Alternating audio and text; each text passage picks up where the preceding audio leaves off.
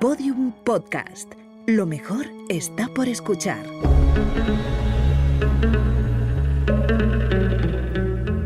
Dentro de la pirámide, con Nacho Ares, en Podium Podcast.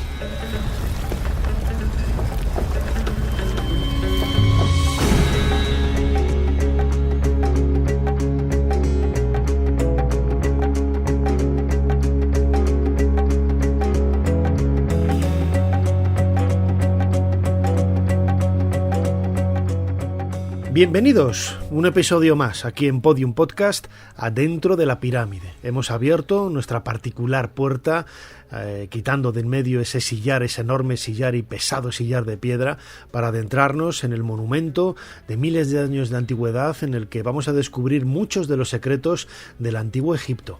Como buenos egiptolocos, que es como me gusta definirme a mí y a los que nos siguen cada 2 semanas en este podcast, en donde hablamos, discutimos, reflexionamos sobre grandes misterios, la historia, el arte, la arqueología de los antiguos faraones.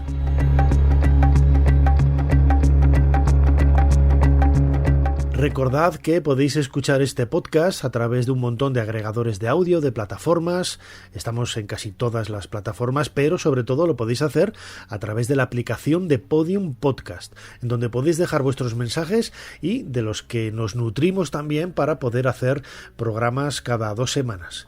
Puntualmente aquí los lunes estamos para compartir nuestra pasión con vosotros como egiptolocos. Recordad también que en YouTube tenemos un canal homónimo, Dentro de la Pirámide, en donde todos los domingos a las 8 de la tarde tenemos un vídeo con chat en directo o un vídeo en streaming, en donde podéis interactuar con nosotros. Precisamente hace poquito tiempo hablamos de un tema bastante sugerente, que son esas tumbas intactas o tumbas casi intactas, ¿no? La historia de la arqueología en Egipto está repleta de descubrimientos de tumbas, no solamente en el Valle de los Reyes, en las grandes necrópolis como Giza, Memphis. El 99% de ellas han llegado hasta nosotros saqueadas, pero la verdad es que contamos con algunos ejemplos que no son precisamente pocos, que rompen un poco la confirmación de esa regla, ¿no? El hecho de que siempre pensamos que las tumbas llegan hasta nosotros saqueadas, pero no. Muchas han llegado intactas o prácticamente intactas, lo que nos ha permitido conocer los secretos de las personas que se hicieron enterrar ahí.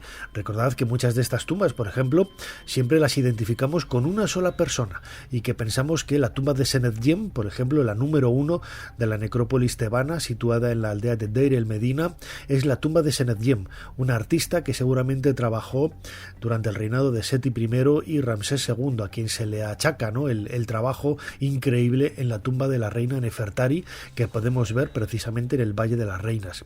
Pero esta tumba, que fue excavada por Eduardo Toda, es en realidad una tumba familiar, y ahí no solamente estaba enterrado Senedjem, sino otros miembros de la familia, que por desgracia no han tenido el mismo eco, ¿no?, en los libros de historia. Pero esa tumba estaba prácticamente intacta.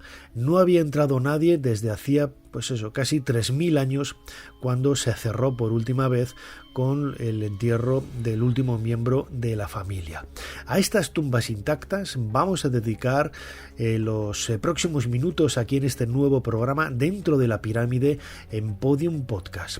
Y como no podemos hacer de otra forma, comenzamos viajando a una excavación. No vamos a decir cuál, da igual. Imagínate tú cuál es tu excavación favorita, cuál es tu lugar preferido del Valle del Nilo en donde puedes encontrar una tumba intacta.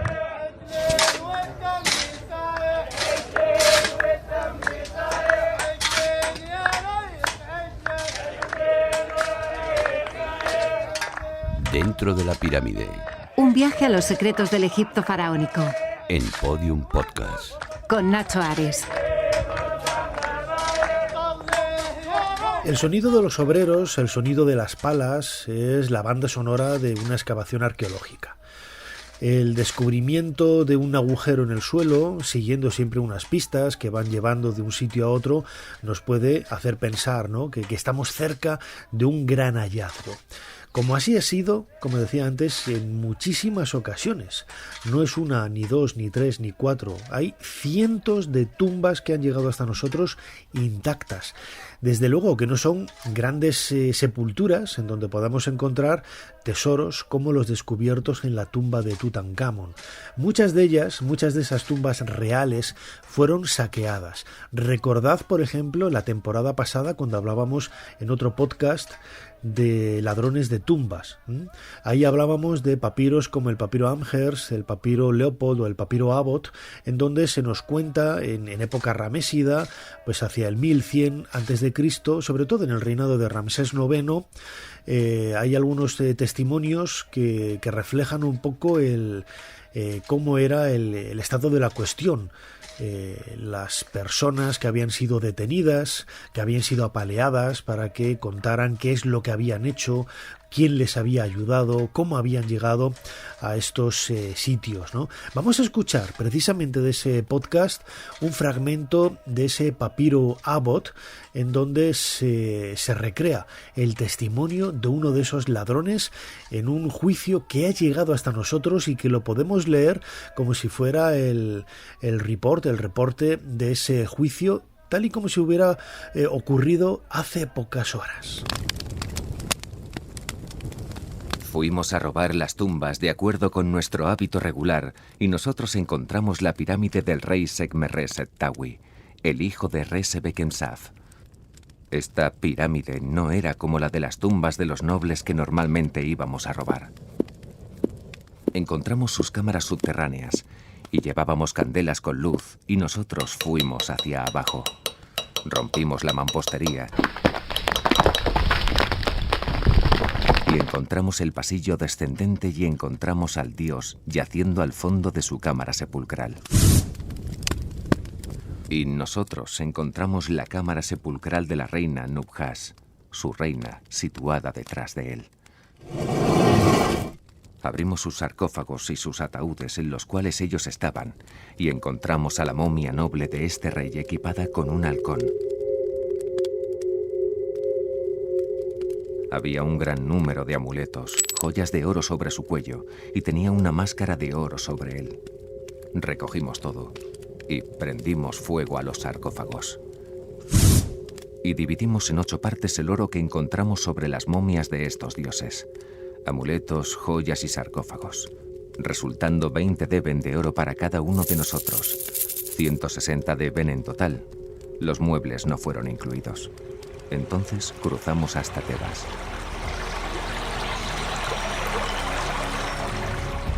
Dentro de la pirámide, con Nacho Ares, Podium Podcast.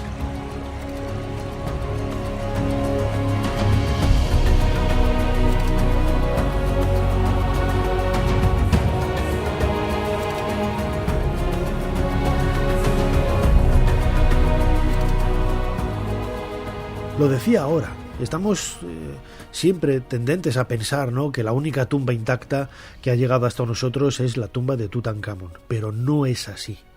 Es cierto que la tumba de Tutankamón pues fue de alguna forma abierta y cerrada, al menos en 2 ocasiones en la antigüedad. Es cierto también que los casi 5.500 objetos, muchos de ellos de oro, nos están hablando de que el saqueo que tuvo que haber ocurrido en la antigüedad fue mínimo. En la propia galería descendente de acceso a la antecámara apareció un atillo con unos anillos en el interior, seguramente abandonados por uno de los ladrones que tuvo que salir corriendo porque nos tenemos que imaginar que la policía de la necrópolis les había pillado y les había detectado con esas luces, ¿no?, en la oscuridad de la noche, y iban a ir a por ellos. Vamos a escuchar un fragmento de cómo fue ese descubrimiento sensacional, ¿no?, y cómo fue el momento en el que Howard Carter y Lord Carnarvon descubren que, bueno, están en una tumba prácticamente intacta y que nadie había entrado allí hasta casi 3000 años después de que fuera enterrado el faraón Tutankamón. Se trata de una serie de televisión del año 1992 de la BBC, titulada precisamente Tutankamón, en donde se nos habla de ese momento sensacional para celebrar el entonces 70 aniversario del descubrimiento de la tumba, cómo fue ese momento, esa noche de ese 26 de noviembre de 1992, cuando aparecieron cosas maravillosas. Uno de los episodios más grandes y legendarios de la historia de la arqueología empezó cuando el arqueólogo Howard Carter, el 26 de noviembre de 1922, se volvió hacia su mecenas, Lord Carnarvon. Este le había preguntado qué podía ver a través de un pequeño agujero en la tumba que acababan de descubrir, aquí en el Valle de los Reyes. ¿Ves algo?, preguntó Carnarvon impaciente. Sí, le contestó Carter. Veo cosas maravillosas. Estas 3 palabras son suficientes para resumir el romanticismo y la excitación contenidos en la caza del tesoro más fructífera de todos los tiempos. La búsqueda de una tumba perdida de la realeza egipcia que tuvo ocupados a Carter y a Carnarvon durante 5 largos años y que, por poco, no se abandonó en el último momento. Carter escribió: «Ha sido un día irrepetible, la experiencia más fascinante que he vivido jamás. Objetos fascinantes para un día fascinante». La verdad es que, como muchas de las anécdotas más conocidas que se asocian con el descubrimiento de esta tumba, la de los objetos fascinantes no transcurrió exactamente así. Surgió un año después, con la versión oficial de los hechos.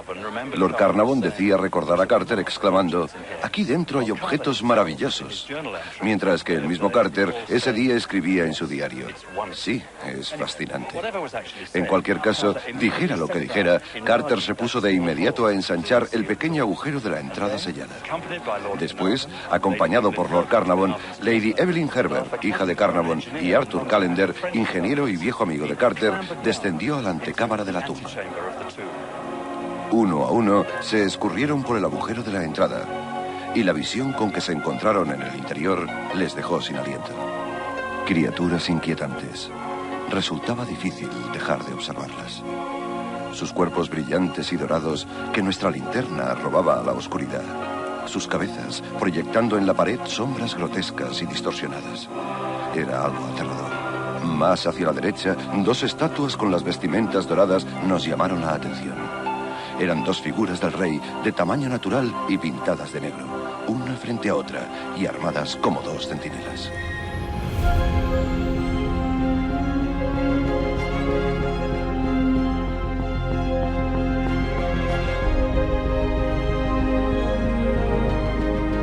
Uno de los mayores descubrimientos de la historia de la arqueología, no solamente egipcia, sino de la arqueología mundial, es la tumba de Tutankamón. Sabemos, por los bloques de piedra que había en esa galería descendente que antes mencionaba, donde apareció el hatillo con los anillos, que la tumba había sido asaltada al menos en 2 ocasiones. Tenemos que pensar que esa galería en un principio estaba vacía. En el primer asalto, cuando se volvió a cerrar la tumba, se llenó de escombros esa galería, pero volvieron a entrar. Y cuando Carter entró, en noviembre del año 1922, descubrió que en la esquina superior izquierda el tamaño de la grava, el tamaño de las piedras que hacían de relleno era diferente al resto de la galería, es decir, como si se hubiera rellenado tiempo después. Es decir, estaba hablando quizás seguramente de un segundo asalto a esa tumba. Pero los tesoros que aparecieron en el interior es lo que demostraba, ¿no?, que la tumba estaba prácticamente intacta, sobre todo porque después de cruzar esa segunda capilla dorada que protegía los sarcófagos de Tutankamón, los sellos estaban intactos, es decir, nadie había traspasado esa puerta. Algo parecido debió de sentir Pierre Montet cuando en el año 1939, excavando la necrópolis de Tanis, en el recinto del templo de Amón, descubre las tumbas reales de algunos de los soberanos más importantes de las dinastías 21 y 22. Allí apareció tumbas que hasta entonces pues no se esperaban descubrir, ¿no? La tumba de Osorkon II, la tumba de Psusenes I con Sheshonq y Amenemopet, la tumba de Sesón III. Tanis es el lugar en donde Indiana Jones, ¿no? En esa película Busca del Arca Perdida, los alemanes están buscando precisamente esta reliquia del pasado, ¿no? Este tesoro del mundo judío. No tiene nada que ver, ¿no? con la tradición judía, la necrópolis de Tanis, ni la ciudad de Tanis, ni nada similar, ¿no? Pero sí que es cierto que es un lugar en donde, ubicado en el delta, está pues un poco a desmano de los grandes lugares de Egipto. Allí en la década de 1930, a finales, Pierre Montet, este arqueólogo francés, descubrió uno de los mayores tesoros de la historia de la arqueología, en una tumba intacta, la de Psusenes, con sarcófagos de oro y de plata, máscaras de oro puro, que han pasado a un segundo plano a la sombra, primero, del descubrimiento de la tumba de Tutankamón, que se había realizado la década anterior, y sobre todo el comienzo de la Segunda Guerra Mundial, que hizo que los trabajos de Pierre Montet se detuvieran y estuvieran un poco en segundo plano, por detrás de los problemas que estaba viviendo Europa en esa época. Vamos a escuchar un fragmento de una serie de televisión, Los Grandes Hombres de la Egiptología. Es una serie de televisión de la década de 1990. Aquí en España la emitió Televisión Española, en lo que era entonces la segunda cadena, y hay un capítulo dedicado a Pierre Montet, en donde se leen parte de los diarios en donde el arqueólogo francés hablaba con su esposa y le transmitía la emoción que sentía en ese momento del hallazgo y la importancia de haber descubierto una tumba intacta, una tumba real. El 25 de febrero de 1939 ocurre algo extraño en la excavación. Mi pequeña Do, es necesario que le diga de inmediato que estamos muy excitados, puede que equivocadamente. Pero si usted estuviese aquí ya habría puesto el ojo en el agujero. Anta le habría empujado, yo le habría dicho al menos 3 tonterías. Usted tendría el pelo lleno de tierra. He aquí los hechos conocidos. Hay donde Ibrahim un hermoso embaldosado delante de la casa del último año, bastante profundo. Voy a despejar todo lo que podamos. Una baldosa estaba levantada, hago que la retiren. En el agujero recogemos desechos de Uchadbis pertenecientes al cherchán de la puerta monumental. Un pendiente de Isis en oro que es una pieza soberbia. Quitamos la tierra y vemos una baldosa de gran tamaño. Echo un vistazo y palpo con el bastón de Ibrahim. Está vacía como una habitación que desciende bajo el suelo. Escribo esta carta y bajo a la excavación, ya que por el momento me parece serio. Y nos preguntamos si no será la tumba de Chechán. Las 3. No, es la de Osorkon. A las 2 en punto hago quitar la tierra y las piedras que taponaban la entrada y entro en una habitación cuadrada de donde emerge de la tierra un gran sarcófago. El cartucho era el de Osorkon. Goyón y después Fuchs entran a su vez, después Ray. La alegría es universal. Pierre Montet envía un telegrama a su mujer conservado por Camille Montet. Tumba real magnífica. Pierre. Al día siguiente retoma la narración de su descubrimiento. Pienso que hoy, si no ayer por la tarde, usted ha recibido mi telegrama y se ha preguntado si el sol no me habrá desordenado las ideas. A las 2 hemos quitado las piedras que taponaban el agujero. Me meto dentro, 2 habitaciones decoradas con hermosos jeroglíficos de representación funeraria y un bello sarcófago. El sarcófago ha sido profanado como de costumbre, pero que me lleve el diablo si no quedan algunos objetos hermosos. De hecho, la tumba no es, creo yo, propiedad exclusiva de Osorkon. Seguramente hay un poco al norte otras cámaras funerarias a las que llegaremos la próxima semana. Pierre Montet no pensaba que acertaba tanto. Toda la mano de obra disponible se activó en desescombrar las murallas de tierra que obstruían el sector.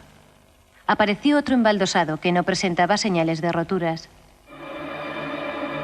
Descubriendo paso a paso las sepulturas de los grandes faraones del inicio de los primeros milenios, Montet necesitará algún tiempo para asignar cada tumba a su propietario. Penetrando la tumba de Osorkon, creía encontrar a Chechán, y ahora que se acerca a Chechán, cree estar donde Susanés. El 17 de marzo de 1939 tiene lugar el milagro. Tumba de Susanés inviolada. Todo muy bien, Pierre. Mi pequeña Do, hoy es una jornada digna de las 1001 noches. Ayer descubrimos y vaciamos el pozo de la sala de las hermosas baldosas blancas. La puerta tapiada ha sido abierta esta mañana. He entrado, adivine dónde. En la tumba de Susenés. Su doble sarcófago de oro, maravilla de la antigua orfebrería, descansaba sobre un pequeño muro entre dos momias revestidas con sus vendas y joyas. Nadie tras el enterramiento del rey había entrado en esta tumba. Postdata. Magnífico bajorrelieve en la habitación. La momia está en un sarcófago de oro que a su vez está en uno de plata con cabeza de halcón.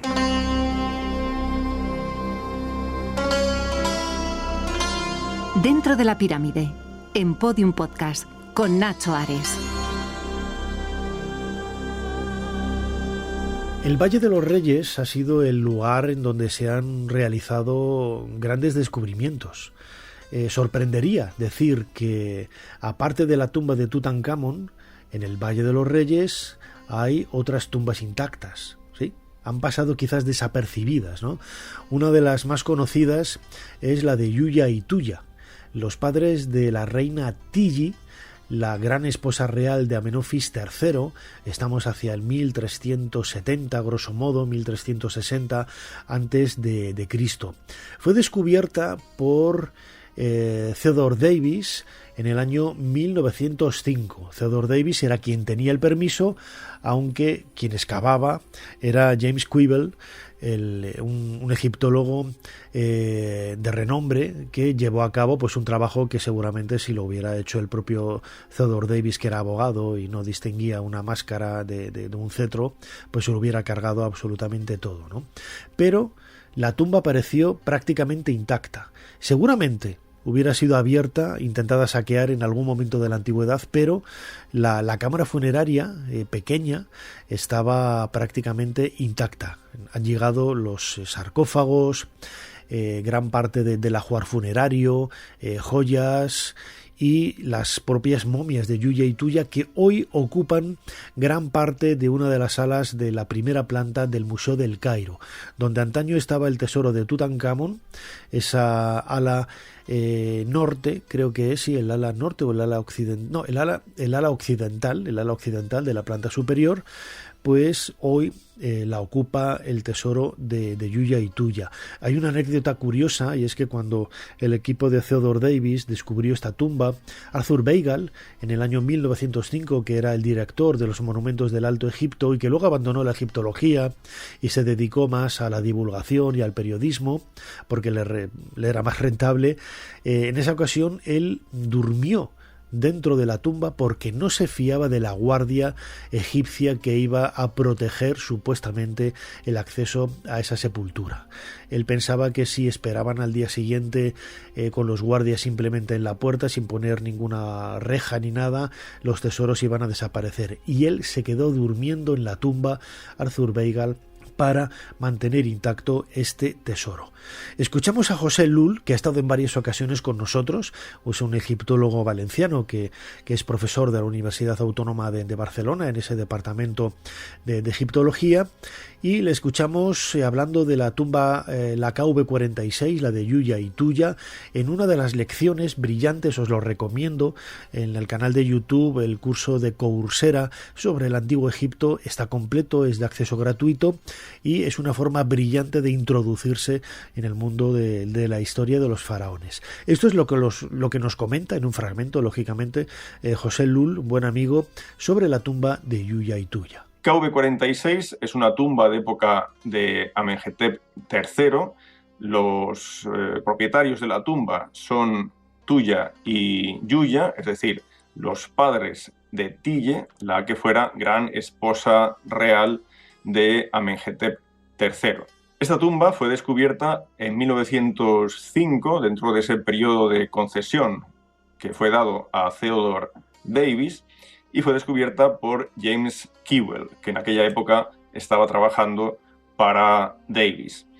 Un detalle interesante es que cuando se realiza el descubrimiento aún se puede comprobar cómo entre la parte A y B de la tumba y entre la C y D de la tumba quedaban restos de una tapia que había sido perforada por los ladrones, pero tapia que aún contenía las improntas de esos sellos que verifican el paso de los funcionarios de la necrópolis, improntas de sellos que contenían el chacal con los 9 prisioneros. Arthur Weigall nos recuerda sus impresiones cuando, tras el descubrimiento de la tumba, entró junto a Kewell dentro de la misma. Él dice: imagínense entrando en una casa de una ciudad que ha estado cerrada durante el verano. Imagínense la habitación mal ventilada, el rígido y silencioso aspecto de los muebles, el sentimiento de que algunos de los fantasmales ocupantes de las sillas vacías acaban de ser inquietados. Bien, aquí veis cómo en la cámara sepulcral, en realidad la única cámara que contiene la tumba, hay un elevadísimo número de objetos, pero estos objetos fueron hallados removidos, es decir, que uno o varios grupos de ladrones entraron en la tumba y se llevaron una vez más los objetos más valiosos, o sobre todo los objetos más fácilmente transportables y reciclables, por ejemplo, objetos metálicos, algunas telas de lino, objetos de cristal de alto valor en aquella época, o también probablemente perfumes y aceites en el caso de que estos aún fueran útiles. El sepulcro tiene 3,64 metros de longitud y 2,16 metros de altura, y aunque veáis que el sepulcro está rematado en su parte inferior por una especie de trineo, de modo que pudiéramos imaginar que esta pieza fue arrastrada llevando en su interior los ataúdes, nada más lejos de la realidad, puesto que ese sepulcro no tiene suelo, es decir, el sepulcro tuvo que ser introducido en la tumba de manera individual y posteriormente dentro del sepulcro fueron colocados los ataúdes. Típico del periodo es ese color negro con el que es pintado con los detalles dorados.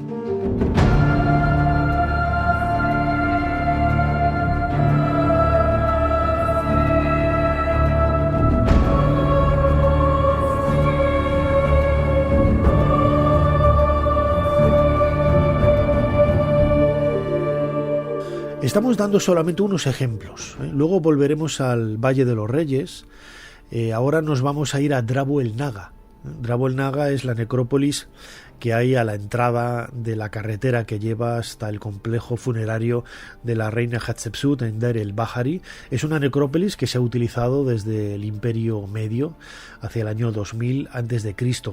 Allí José Manuel Galán, director del proyecto Yehuti, profesor de investigación del CSIC, lleva trabajando más de 2 décadas en la tumba de este tesorero de la reina Hatshepsut.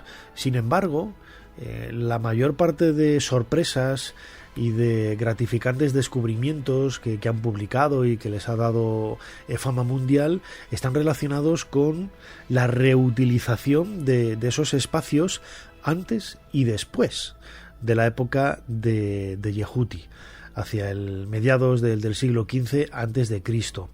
Las necrópolis han sido reutilizadas a lo largo de la historia. Antes decíamos que la tumba de Senedjem, por ejemplo, la que excavó Eduardo Toda en la década de 1880, dio como corolario, tuvo la conclusión de que no era una tumba de Senedjem propiamente dicha, sino que era de su familia, es decir, había sido utilizada durante varias generaciones. Y esto es lo mismo que podemos decir no solamente con los miembros de la misma familia, sino con un espacio determinado de la necrópolis que quizás con la pérdida del recuerdo porque ha muerto ya el último miembro de la familia y ya no hay quien mantenga el culto de ese lugar, se va perdiendo, ¿no? Se va perdiendo el conocimiento y el recuerdo, ¿no? de esos ancestros. Algo debió de suceder a ese arquero Iker que apareció en el patio de Yehuti, una tumba intacta del Reino Medio. Estamos en la dinastía 11 más o menos, hacia el 2000 antes de Cristo, y que sorprendió, ¿no? Sorprendió a los descubridores, a los arqueólogos, en este caso a José Manuel Galán y a su equipo, porque no esperaban, ¿no?, encontrar un sarcófago tan hermoso en el interior de esta tumba.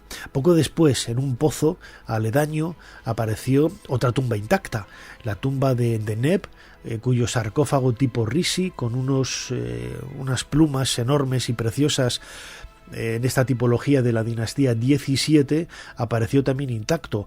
Vemos que no son tumbas con grandes joyas, no son grandes tesoros, ¿no?, lo que allí aparece, pero ayudan desde luego a conocer esos enigmas que todavía hay que resolver en la historia de Egipto.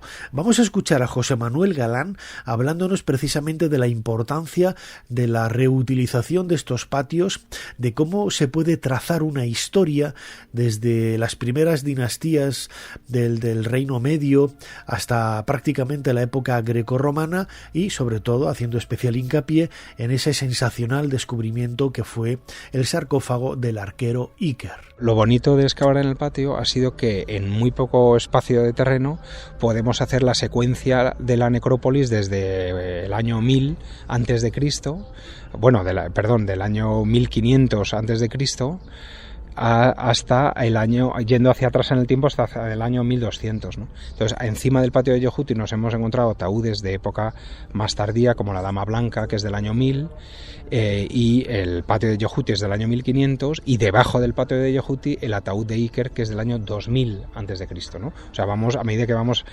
avanzando, a medida que vamos bajando, vamos, digamos, retrocediendo en el tiempo.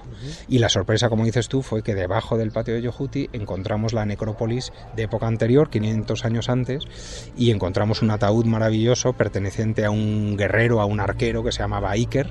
Encontramos el ataúd pintado con colores muy vivos todavía, a pesar de que había sufrido corrientes de agua.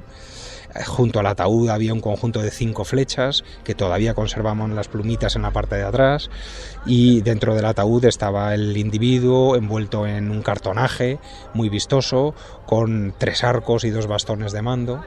Y luego, cuando estudiamos los huesos, descubrimos que muy probablemente era de origen nubio, que era uno de esos guerreros tal vez que participó en la unificación de Egipto allá por el año 2000 a.C., ¿no? Fue, como dices, un hallazgo importante, ¿no?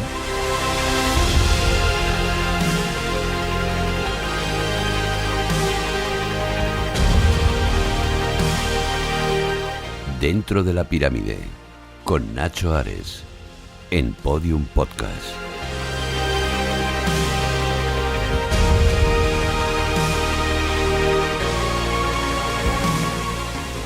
Hay un detalle bastante llamativo, lo comentaba en otras ocasiones José Manuel Galán, ¿no? Las pinturas de los jeroglíficos que rodean a ese sarcófago de madera de color rojo, que por cierto, si visitáis el Museo de Luxor, la planta superior tiene una vitrina enorme dedicada a los hallazgos del proyecto Yehuti.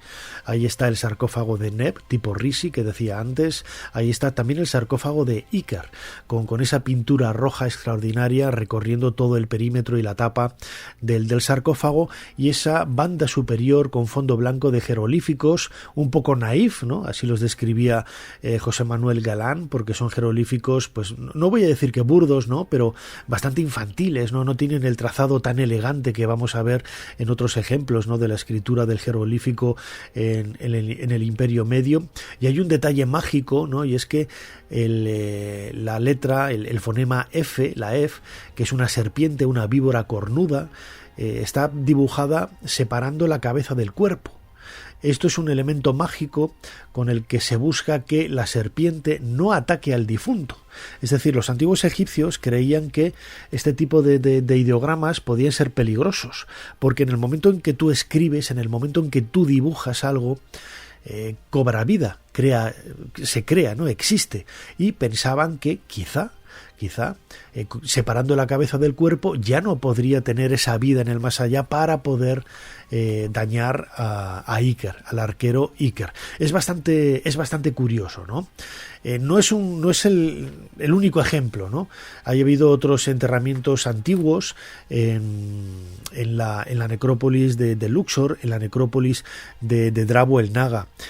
Quizás uno de los ejemplos, yo que estudié en la Universidad de Manchester, que más Joyce Tildesley, Rosalie David y Glenn Godegno más nos machacaban con ello, era la tumba de los dos hermanos, ¿no? Encontrada en Rifei, en el Egipto Medio. Flinders Petrie la descubrió en el año 1907 y allí aparecieron dos enterramientos intactos, ¿no? La tumba de Nacht Ang y la de Hnum Nacht. Eran medio hermanos en realidad, compartían la madre y tenían diferente padre. Un enterramiento de la 12ª dinastía hacia el año 2000 a.C. de dos hermanastros que eran hijos del gobernador de la zona, ¿no? Y que, bueno, pues estaban en un recinto sagrado y nadie se percató de la existencia de esta tumba. Ha llegado también hasta nosotros porque seguramente los ladrones sabían que dentro no había joyas, dentro no había grandes objetos con los que poder comerciar. ¿Qué es lo que robaban normalmente los ladrones? Sobre todo los metales, el cobre, la plata, el oro. Las tumbas de tener algún metal sobre todo era cobre. Las tumbas más ricas de nobles o de reyes, de faraones y de reinas tenían oro, ¿eh? Y esta es la razón, ¿no?, por la que estas tumbas fueron saqueadas al poco tiempo. Mucha gente en los viajes que yo organizo, ¿no?, 2 o 3 veces al año, llevando grupos a Egipto con la agencia de Viajes Aladino, me preguntan: bueno, y Nacho, ¿y este oro dónde está? ¿No? Digo, pues mira, este oro a lo mejor lo tienes tú en el anillo que llevas en la mano o en ese colgante que llevas al cuello, porque se ha fundido y se ha refundido continuamente, ¿eh? Y a lo mejor el oro que tú tienes, porque el oro es el que hay, no hay más que el que hay, ¿no? Ese oro quizás es el que tienes tú en ese anillo o en esa joya que estás portando. Vamos a acabar este viaje por tumbas intactas o casi intactas, viajando de nuevo al Valle de los Reyes. Allí, a finales del siglo XIX, Victor Loret descubrió en el año 1899 un enterramiento privado de un personaje que en teoría no tendríamos que esperar que estuviera ahí porque no pertenecía a la familia real. Se trataba de un arquero llamado Maihepri. Él era el portador del abanico a la derecha del rey. ¿Esto qué significa? No que estuviera abanicando al rey, que también, seguramente en algunas ceremonias él aparecería con el abanico a la derecha del rey. Pero este cargo tiene una simbología muy, muy clara. El estar a la derecha del rey implica privanza con el monarca. No todo el mundo podía estar cerca del rey. Y el grado de cercanía lo marca el abanico. ¿Quién abanica al rey? El que está más próximo para que el aire le llegue, ¿no? Es decir, es un juego de palabras porque seguramente Maihepri fuera, como vemos en los restos de la Ajuar aparecido en su tumba, son arcos, flechas. Debía de ser una suerte también de guardaespaldas, no lo sabemos, ¿no? Era un personaje nubio, era un personaje negro, y así aparece representado en la tumba, ¿no? Que siempre hay mucha gente que dice, sobre todo afroamericanos, dicen que en Occidente, en Europa, ¿no?, el mundo blanco ha robado la identidad de los egipcios, de los antiguos egipcios que eran negros, ¿no? Los antiguos egipcios, ahí están sus momias y está el ADN, no eran negros, eran norafricanos que nada tienen que ver con el color negro, ¿no? Eran más blancos que centroafricanos. Pero en el caso de Maihepri, él es representado como era, nubio, negro, de piel negra, que nos permite conocer un poco cómo era ese trabajo y esa vida en el interior de la corte, seguramente de Tutmosis IV, que no lo he dicho antes. Estamos pues hacia el 1400 antes de Cristo. Vamos a escuchar de nuevo en un fragmento de esas lecciones maravillosas del curso de egiptología de Coursera a José Lul, hablándonos de la KV36, la tumba de Maihepri. KV36, esta es una tumba de mediados de la dinastía XVIII, se supone que aproximadamente podría pertenecer al reinado de Tutmosis IV, y es una tumba que, descubierta a finales del siglo XIX, ha sido nuevamente excavada en fechas recientes por el Kings Valley Project de la Universidad de Basilea. El acceso se realiza a través de un pozo al final del cual se abre una cámara lateral. Por lo tanto, es la típica tumba de pozo con cámara lateral de la que encontramos más ejemplos en el Valle de los Reyes. El propietario de la tumba es Mahirpra, que sabemos por inscripciones de la tumba que fue un niño del Kap, es decir, se crió junto a príncipes egipcios y también fue portaabanico a la derecha del rey. Por desgracia, no tenemos conocimiento de la figura de este personaje más allá de su enterramiento en el Valle de los Reyes. Antes he comentado la posibilidad de que Mahirpra sea de época de Tutmosis IV, pero durante mucho tiempo se pensó que podría estar vinculado al reinado de Hatshepsut, simplemente porque en uno de sus vendajes aparece el nombre de esta reina. La tumba es realmente pequeña, estamos hablando de un espacio de casi 20 metros cuadrados, con una única cámara que ronda los 4 metros de lado. Fue hallado un papiro funerario de casi 14 metros de longitud. Aquí veis un par de escenas de ese papiro. En la parte izquierda podéis comprobar cómo Mahirpra es pintado de negro, señalando así su origen nubio. Y en la parte derecha podéis ver una escena que en cierto modo nos recuerda a aquella pared de la cámara sepulcral de la tumba de Tutankamón, es decir, el arrastre del trineo apoyado sobre rodillos, trineo sobre el cual aparece un sepulcro en el interior del cual se puede ver un camastro sobre el que se deposita una momia con su máscara funeraria. El ajuar funerario de Mahirpra es interesante. A pesar del robo, quedan muchas piezas y todo lo que es el juego de ataúdes está intacto.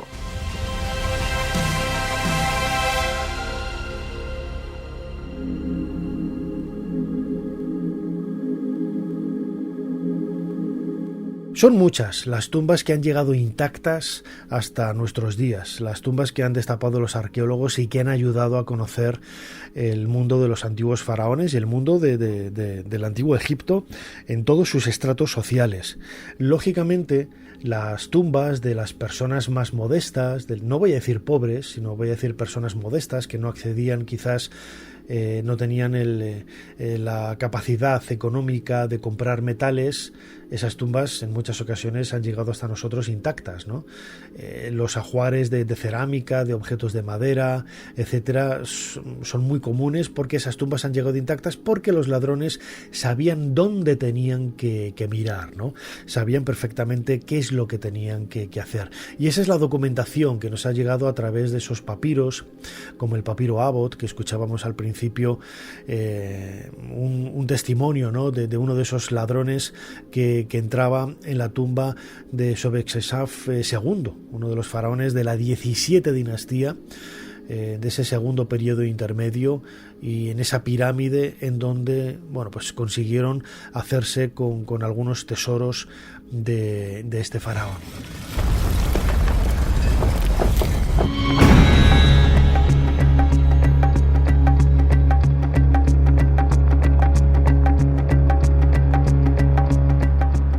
Cerramos la tumba, cerramos la pirámide, nos quedamos fuera de la pirámide ahora precisamente para que nadie entre a robar nuestros secretos. Nuestros secretos que, como decía al principio, cada 15 días compartimos con vosotros a través de este podcast en Podium Podcast dentro de la pirámide. Recordad lo que os decía al principio. Cada semana, todos los domingos a las 8 de la tarde hora de Madrid, tenemos un vídeo en YouTube en donde ampliamos temas muy parecidos al que hemos tratado en esta ocasión. Solo me queda daros las gracias por estar ahí. Suscribíos al canal, tanto a Podium Podcast en la aplicación o en los diferentes agregadores de audio, como al canal de YouTube para seguirnos atentamente con todas las noticias y todos los contenidos que vamos ofreciendo. Y nos seguimos escuchando aquí, dentro de poco, dentro de la pirámide. Hasta pronto. Dentro de la pirámide, con Nacho Ares, en Podium Podcast.